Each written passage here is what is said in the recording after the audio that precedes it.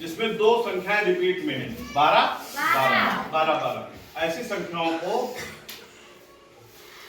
संख्याओं से भाग देने के लिए कहा जाता है जहां पर बच्चे फंस जाएं, और आपको फंसना नहीं है। अगर आपने इस कॉन्सेप्ट को अच्छे से देख लिया तो फिर आपको फंसना नहीं है। क्या करेंगे? पहले 2 का पहाड़ में हम जानते हैं क्या आता है 12। कितने बार में आता है? 6 बार में। 2 छाक 12। हमने क्या किया? 2 में से 2 घटाया, 1 में से 1 घटाया, कुछ नहीं बचा। ऊपर से हमने 1 को उतार लिया। अब 1 को उतारने के बाद हमको वही फार्मूला लेना है 0 वाला पहाड़।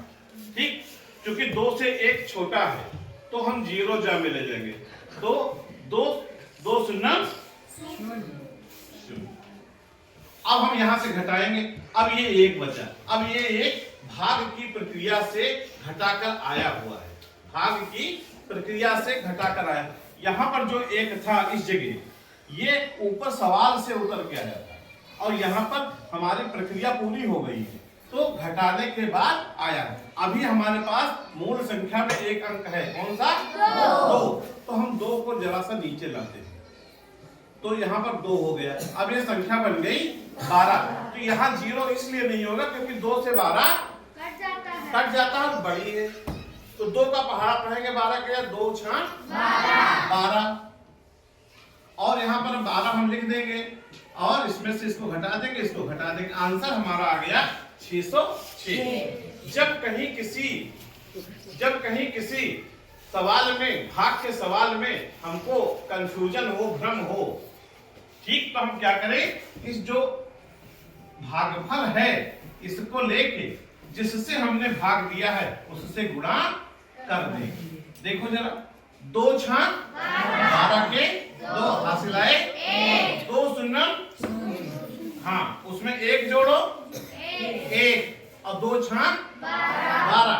अब आप देखें 1212 1212 यहाँ दोनों। इसका मतलब कि आपने जो सवाल लगाया वो आप खुद अपने सर्जी बन सकते हो और अपने हाथ से चेक कर सकते हो। इट्स राइट, ये करेक्ट है, ये सही है। अभी जब मैंने 21 वाला बताया था और 21 वाले में जब आप 2 से भाग देते और 2 एकन्नम 2 और यहीं पर इसको 1 उतार के और काट के छोड़ देते, तब देखो 1 को 2 से गुणा करते तो कितना आता? 2 एकन्नम 2। और उसमें 1 जो शेष है उसको जोड़ते तो आता 3। और 3 यहाँ है जबकि संख्या आपकी कितनी है?